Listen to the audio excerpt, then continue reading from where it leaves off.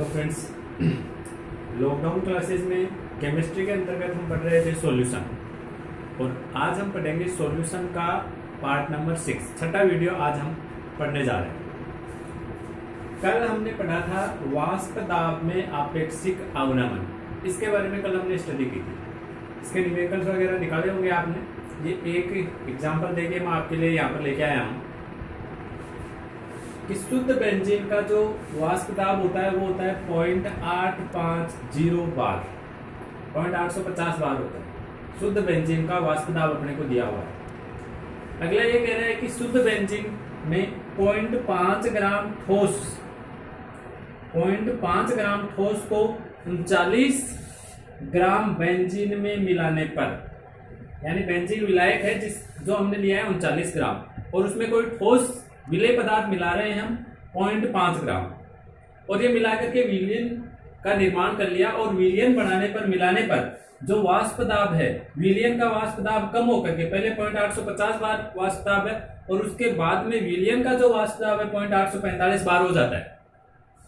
तो आपको ये बताना है कि जो ठोस यानी विलेय पदार्थ है उसका मोलर द्रव्यमान कितना होगा। उस ठोस का अपने को मोलर द्रव्यमान बताना है। देखिए, ये कल हमने पढ़ा था, वाष्प दाब में आपेक्षिक अवनमन निकाल रहे थे, तो विलेय पदार्थ का मोलर द्रव्यमान यानी M2 हम कैसे निकाल सकते हैं ये पढ़ा था हमने। M2 बराबर, देखिए मान सारे एग्जाम्पल में क्वेश्चन में दिए हुए हैं, अपने को केवल सूत्र में रखने हैं उनको मान। W2, W यानी द्रव्यमान है और 2 यानी किसका है, विलेय पदार्थ का द्रव्यमान है। तो इसमें देखो विलेय पदार्थ का द्रव्यमान दिया हुआ होगा 0.5 ग्राम, ये मैं रख देता हूं 0.5 ग्राम इंटू M यानी मोलर द्रव्यमान अणुभार है। M1 किसका है, विलायक का। विलायक यहां पर कौन है, बेंजीन यानी C6H6। इसका अणुभार कितना होगा ये आप निकाल सकते हैं। कार्बन का परमाणु द्रव्यमान 12 होता है, 6 कार्बन है तो 6 कार्बन का 12 6 72 हो जाएगा। हाइड्रोजन का 1 होता है, 6 और जोड़ दीजिए, कितना हो गया 78। बेंजीन का मोलर द्रव्यमान होता है 78, ये मैंने मान रख दिया यहां पर। अपॉन W1, W यानी वेट द्रव्यमान है और 1 यानी किसका है, विलायक का। बेंजीन कितने लिया आपने, 39 ग्राम बटे 39। P नोड 1 विलायक का शुद्ध अवस्था में वाष्प दाब, ये रहा 0.850 upon P node 1 minus P1। P node 1 अभी रखा है आपने, कितना है 0.850 माइनस P1 यानी विलयन का वाष्प दाब कितना हो गया। विलयन का वाष्प दाब अपने को ये दिया हुआ है 0.845। ये सभी मान हमने सूत्र में रख दिए, सारे मान रख दिए। आपको केवल इसको सोल्व करना है, M2 की वैल्यू आ जाएगी। एकदम से सीधा सा नॉर्मल इजी सा न्यूमेरिकल है, सारे मान आपको क्वेश्चन में दिए हुए हैं, केवल एक मान पूछा गया है M2 का। आप सारे मान पुट करेंगे तो M2 का मान इजीली आ जाए, कोई दिक्कत नहीं है। एकदम से सीधे सीधे न्यूमेरिकल इस चैप्टर में से आपको पूछे जाते हैं। जैसे एक न्यूमेरिकल ये हो गया, आप हल करके इसका आंसर निकाल सकते हैं। 170 ग्राम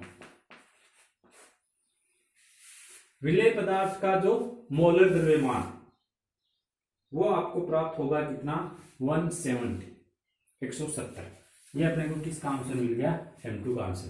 तो इस तरह से आप इस चैप्टर के जो न्यूमेरिकल है वो इजीली निकाल सकते हैं, कोई दिक्कत नहीं। चलिए आगे बढ़ते हैं। तो अपन अणुसंख्या गुणधर्मों की बात कर रहे थे और उसमें ये अपना सबसे पहला अणुसंख्या गुणधर्म ये था अपना वाष्प दाब में आपेक्षिक अवनमन, जिसके बारे में हमने कल पढ़ लिया था। आज आपने उसका एक न्यूमेरिकल भी देख लिया है। दूसरा अणुसंख्या गुणधर्म में दूसरा गुण अपने को पढ़ना है क्वथनांक में उन्नयन। ये दूसरा अणुसंख्या गुणधर्म, क्वथनांक में उन्नयन। उन्नयन का मतलब वृद्धि, यानी क्वथनांक में वृद्धि होगी। अगर आप किसी लिक्विड में, किसी द्रव्य पदार्थ में,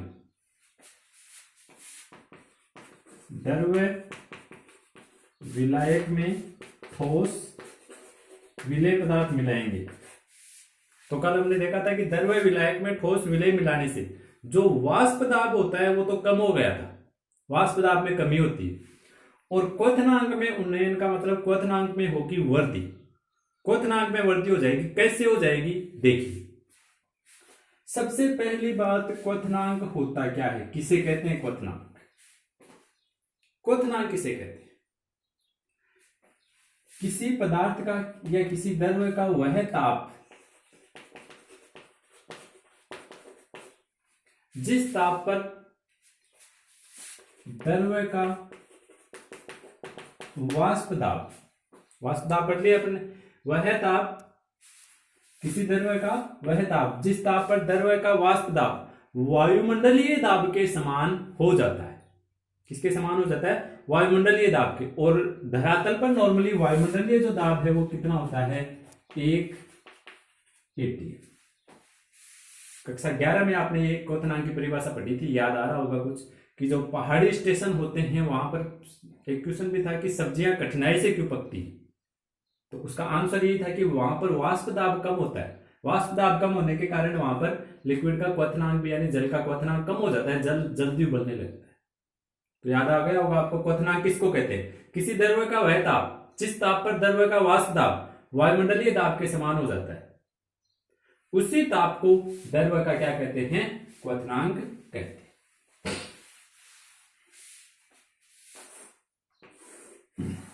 अब देखिए, ये कोई अपने पास में द्रव्य विलायक, जैसे मान लीजिए जल है,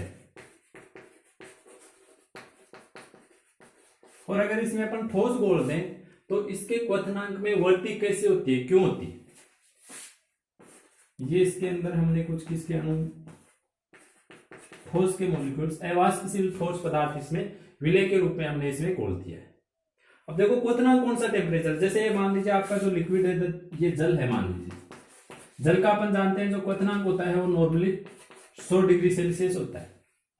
अर्थात शुद्ध जल को जब आप 100 डिग्री सेल्सियस तक गर्म कर देते हैं, शुद्ध जल को 100 डिग्री सेल्सियस तक जब गर्म कर देते हैं, ठोस मिलाया नहीं अभी हमने, तो उस स्थिति में इसकी जो भाप बनेगी, ये वाष्प, इस वाष्प के द्वारा जो डाला गया दाब है, यानी वाष्प दाब, ये कितना हो जाएगा? एक वायुमंडल 1 atm हो जाता है। कितने ताप पर? 100 डिग्री ताप पर। तो इसी ताप को हम क्या कहते हैं? जल का क्वथनांक कहते हैं।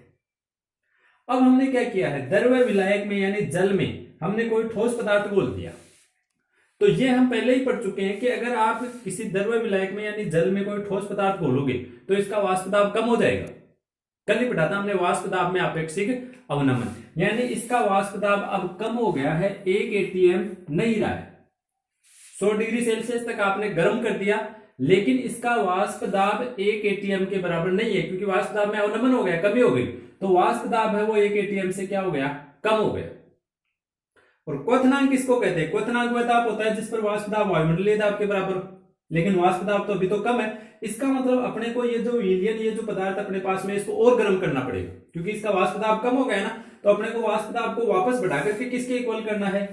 वायुमंडलीय दाब के इक्वल करना है। और वाष्प दाब को बढ़ाना है तो इसको गर्म करना पड़ेगा। तो अपने को इसको 100 डिग्री सेल्सियस से, मान लीजिए आपको इसको और ज्यादा गर्म करना पड़ा, 110 डिग्री सेल्सियस तक आपने इसको गर्म कर दिया, तब जाकर के इसका जो वाष्प दाब है वो बढ़ करके किसके बराबर हुआ? वायुमंडलीय दाब के बराबर। तो इस विलयन का क्वथनांक अब कितना हो गया? 110 डिग्री सेल्सियस हो गया। और पहले जब शुद्ध विलायक यानी केवल जल था तो उसका वाष्प दाब कितना था? 100 डिग्री सेल्सियस। क्वथनांक में क्या हो गई? वृद्धि हो गई। क्यों हो गई? सीधा सा कारण है कि द्रव्य विलायक में ठोस विलेय पदार्थ मिलाने पर विलयन का वाष्प दाब कम हो जाता है, और वाष्प दाब कम होने के कारण, क्योंकि वाष्प दाब और क्वथनांक दोनों में संबंध है, वाष्प दाब में कमी होने के कारण विलयन के क्वथनांक में भी क्या हो जाती है?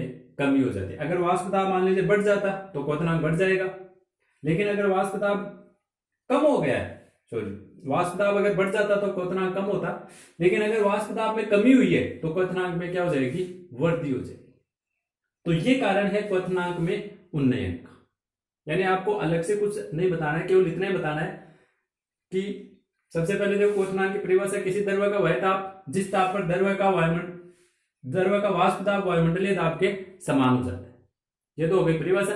फिर आपको यह बताना है कि जब किसी द्रव्य विलायक में ठोस विलेय पदार्थ मिलाया जाता है, द्रव्य विलायक में ठोस विलेय पदार्थ मिलाया जाता है तो निर्मित विलयन के वाष्प दाब में कमी हो जाती है, विलयन के वाष्प दाब में कमी हो जाती है, परिणाम स्वरूप क्वथनांक में वृद्धि हो जाती है। वाष्प दाब में कमी होने के कारण क्वथनांक में क्या हो जाती है, वृद्धि हो जाती है। ये आपको सीधा सा इसके बारे में बताना है। मान लीजिए आपके पास में यहां पर जो विलायक है, जो भी विलायक है, उस विलायक का क्वथनांक हम मान लेते हैं टी नोट बी, शुद्ध विलायक। उसके बाद में आपने जो विलयन बनाया है उस विलयन का क्वथनांक मैं मान लेता हूं टीबी। शुद्ध अवस्था में क्वथनांक ये था टी नोट बी, और जब आपने विलयन बना लिया तो विलयन का जो क्वथनांक है वो टी नोट बी से बढ़ करके, क्योंकि क्वथनांक बढ़ रहा है तो क्वथनांक टी नोट बी से बढ़ करके और अब कितना हो गया है, टी बी हो गया। तो आप ये बताइए क्वथनांक में कितना उन्नयन हो गया, क्वथनांक में परिवर्तन कितना हो गया, डेल टीबी कितना हो गया, TB minus T note B. जैसे अभी मैंने कहा था कि जल का क्वथनांक 100 डिग्री सेल्सियस है और उसमें कोई ठोस पदार्थ मिलाने के पश्चात उसका क्वथनांक बढ़कर के 110 डिग्री सेल्सियस हो गया। तो क्वथनांक में उन्नयन कितना हुआ, क्वथनांक में वृद्धि कितनी हुई, 110 degree Celsius minus 100 degree Celsius, यानी T B minus T note B. यह आ जाएगा क्वथनांक में उन्नयन की, क्वथनांक में कितना परिवर्तन हुआ है, क्वथनांक में कितनी वृद्धि हुई है। अब अपन इसका गणितीय रूप निकाल लेते हैं।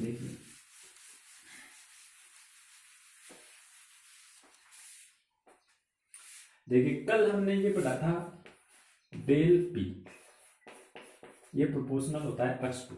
यहाँ पर डेल पी ये हमने कल ही पढ़ा था। डेल पी क्या होता है, वाष्प दाब में अवनमन यानी वाष्प दाब में कमी, और ये किसके समानुपाती थी, x2 के समानुपाती थी।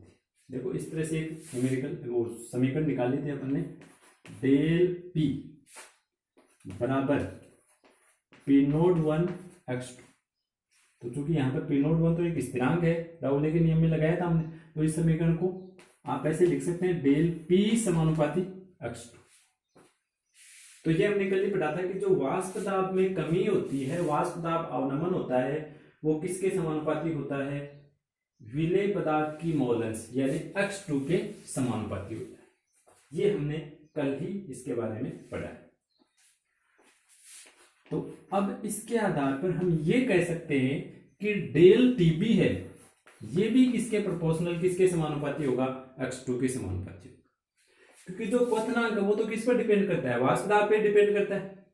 जिधर जैसा परिवर्तन वाष्प दाब में होगा तो वैसा ही क्वथनांक में भी परिवर्तन होगा। वाष्प दाब के साथ साथ क्वथनांक परिवर्तित होता है। अगर वाष्प दाब x2 के प्रोपोर्शनल है तो क्वथनांक भी किसके प्रोपोर्शनल होगा, x2 के ही समानुपाती होगा।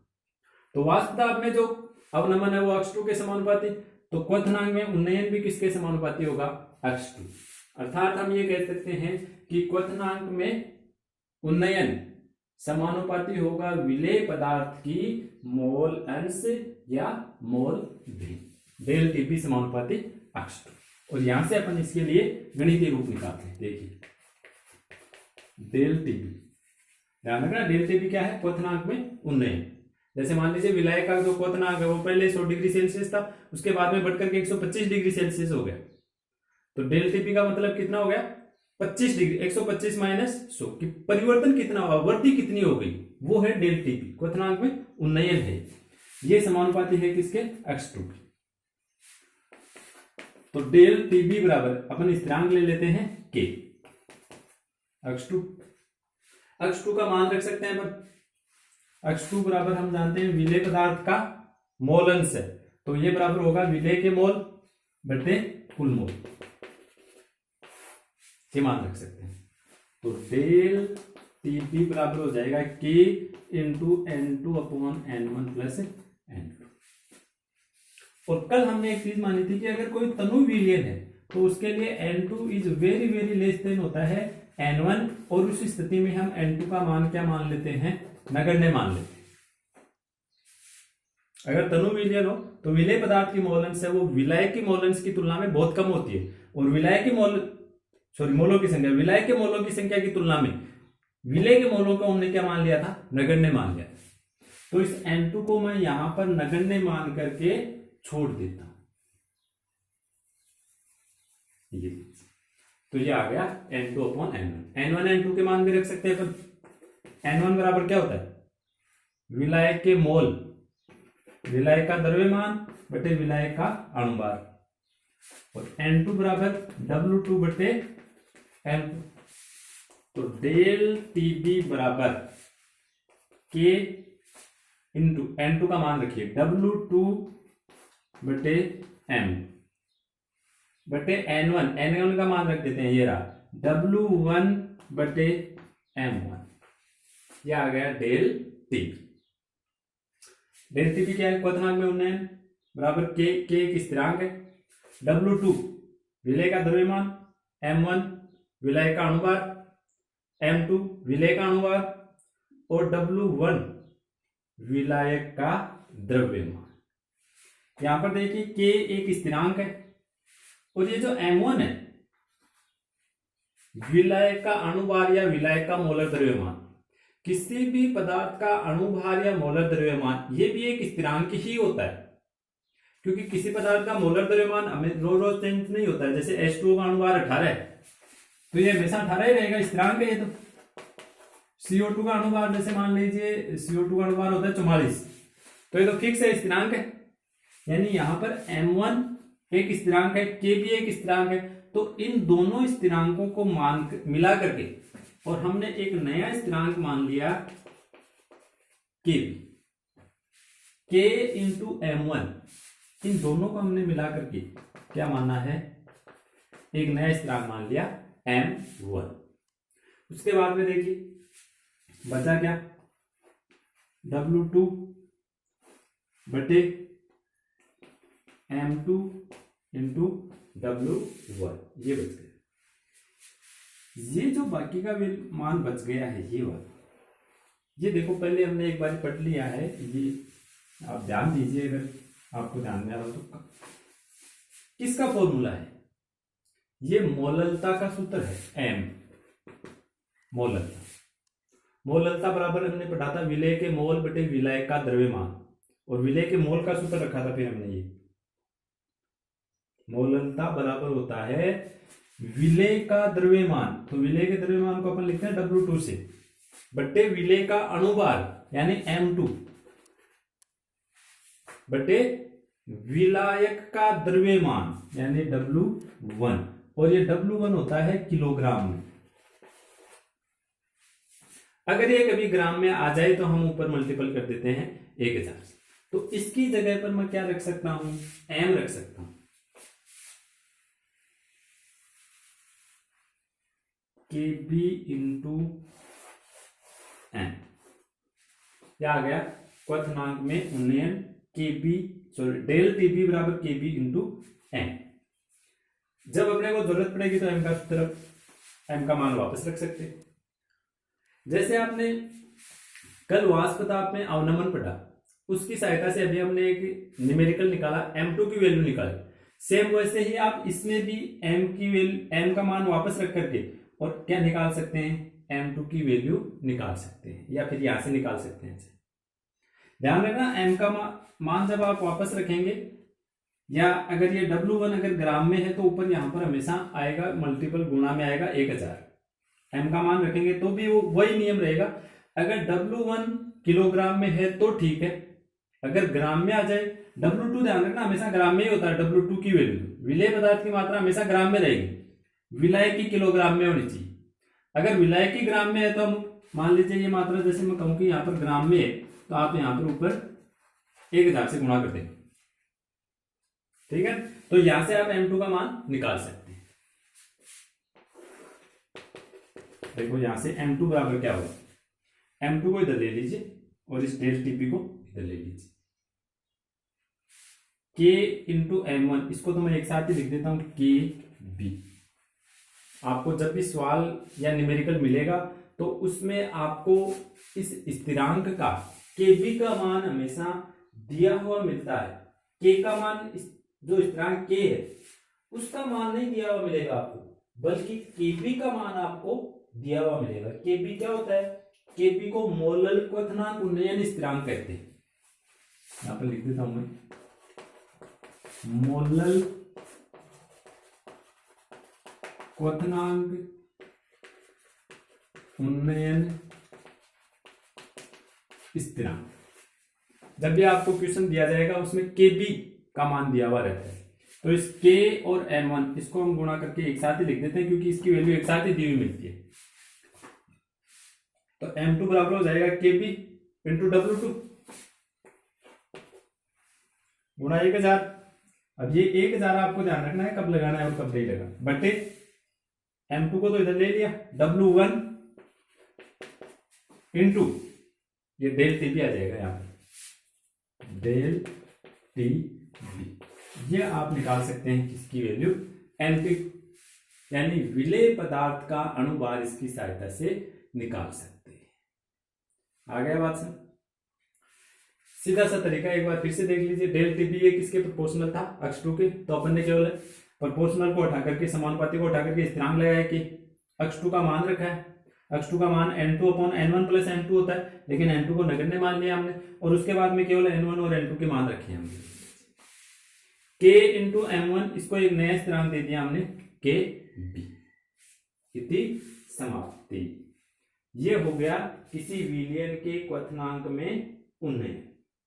अब इसकी सहायता से भी आप, जैसे वाष्प दाब के लिए आपने न्यूमेरिकल निकाले थे, ठीक वैसे ही आप इसके लिए भी न्यूमेरिकल निकाल सकते हैं।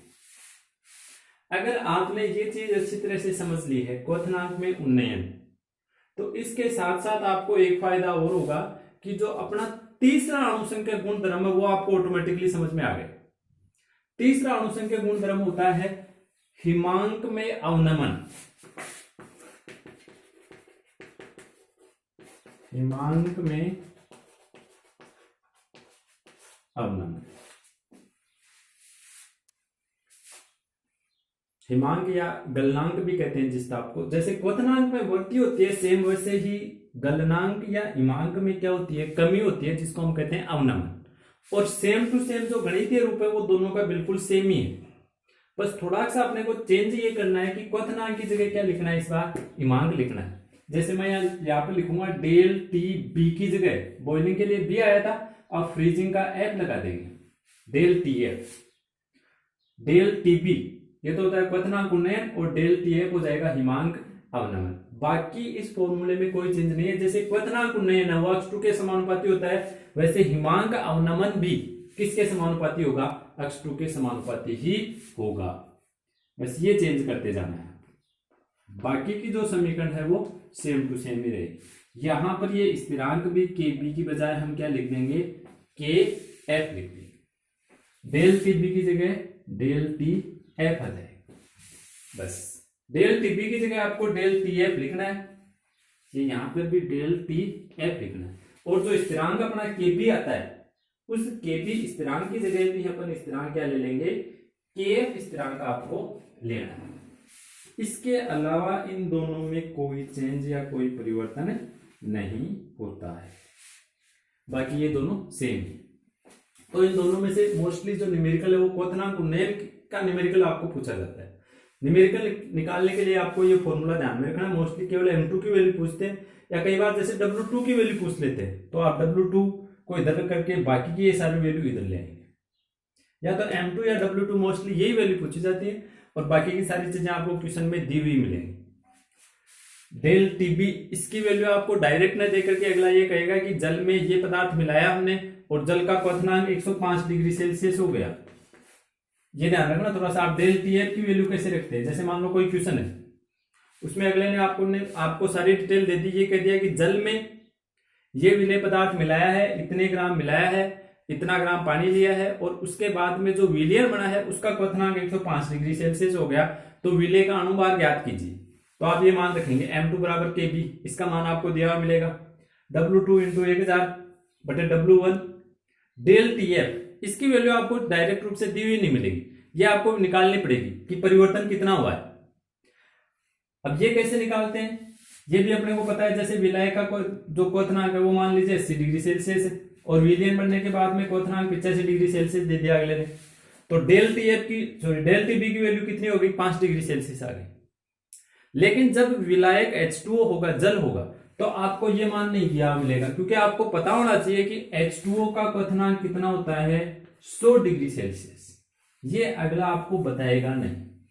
तो जब आपको ये कह रहा है कि जल में आपने कुछ भी विलेय पदार्थ घोला है और उसका जो क्वथनांक है वो 105 डिग्री सेल्सियस हो गया, तो डेल टीबी की वैल्यू आपको यहां से पता चलेगी कि डेल टीबी बराबर कितना है 5 डिग्री सेल्सियस। ये आपको थोड़ा सा यहां पर ध्यान रखना है। तो इस तरह से आप जो क्वथनांक का न्यूमेरिकल है वो भी यहां से इजीली निकाल सकते हैं। आपको कोशिश करनी है न्यूमेरिकल निकालने की, बुक में आपको इजीली न्यूमेरिकल मिल जाएंगे। फिर कल मैं आपको इसका भी एक न्यूमेरिकल बता दूंगा।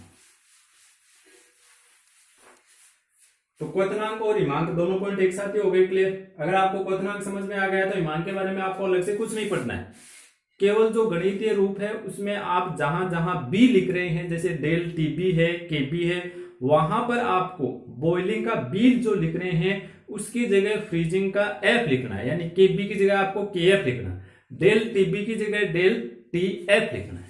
केवल ये इतने सी चीज आपको ध्यान में रखनी है। ये इसी के साथ में जो अणुसंख्यक गुणधर्म है उनके 2 पॉइंट और कंप्लीट हो चुके हैं। पहला पॉइंट पढ़ा था वाष्प दाब, उसके बाद में क्वथनांक और उसके बाद में हिमांक। एक अणुसंख्यक गुणधर्म और बचा है केवल परासरण दाब, वो अपन अगले वीडियो में देखेंगे। उससे पहले आपको एक छोटी सी चीज और बता देता हूं कि वान थाप नामक एक वैज्ञानिक ने ये जो अभी आपने क्वथनांक और हिमांक पढ़ा है इसके बारे में एक चीज बताई कि जो केबी और केएफ आपने स्थिरांक लिए हैं, आपने 2 स्थिरांक लिए हैं, केबी स्थिरांक लिया है, केएफ स्थिरांक लिया है। ये जो स्थिरांक आपने लिए हैं इन स्थिरांकों का वाष्पन की जो गुप्त ऊष्मा होती है उसके साथ में एक संबंध बताया। स्थिरांक और गुप्त ऊष्मा के मध्य एक संबंध बताया है। आपको वो फॉर्मूला यहां पर थोड़ा सा ध्यान में रखना। न्यूमेरिकल्स वगैरह में काम में नहीं आता, लेकिन अगर बाय चांस कभी पूछ ले तो आपको उस समय ये जो चीज है ये उस समय आपके काम में आती है। क्या बताया था उन्होंने? ये बताया था कि जो केबी की वैल्यू है वो किसके बराबर होगी? केबी बराबर होगा M1। तो M1 आप समझ गए, M यानी अणुभार है और 1 का मतलब किसका अणुभार है? विलायक का अणुभार है, इंटू R वही है जो आप पहले से लेते आ रहे हैं गैस स्थिरांक, जिसका मान होता है 8.314। TB square, T for temperature होता है, यहाँ पर टीबी यानी बॉइलिंग वाला टेम्परेचर यानी क्वथनांक, और क्वथनांक का क्या लेना है आपको? Square. TB for boiling temperature यानी क्वथनांक बटे डेल एच गुणा 1000। ये फॉर्मूला बताया था जो कि आपको ध्यान में रखना है। डेल एच क्या है समझ गए क्या? ये है वाष्पन की गुप्त ऊष्मा। डेल एच बराबर है वाष्पन की गुप्त ऊष्मा। ये संबंध बताया था केबी और डेल एच के मध्य। केबी अभी आपको बताया मैंने, मोलल क्वथनांक उन्नयन स्थिरांक बराबर M1 यानी विलायक का अणुभार इंटू R गैस स्थिरांक इंटू क्वथनांक का स्क्वायर, टीबी का स्क्वायर यानी क्वथनांक का स्क्वायर बटे डेल एच यानी गुप्त ऊष्मा इंटू 1000। जैसे डेल एच और केबी के मध्य संबंध आया है, सेम वैसे ही आप डेल एच और केएफ के मध्य संबंध निकाल सकते हैं। ये मैंने आपको पहले भी बताया है। Kb और Kf दोनों में क्या फर्क है, ज्यादा डिफरेंट नहीं है, सेम ही रहेगा m1 r, बस Tb की जगह आप क्या करेंगे, Tf square upon del h into 1000। Kf और गुप्त ऊष्मा यानी डेल h के मध्य संबंध। आज के लिए इतना ही, धन्यवाद। बाकी का अगला नेक्स्ट वीडियो।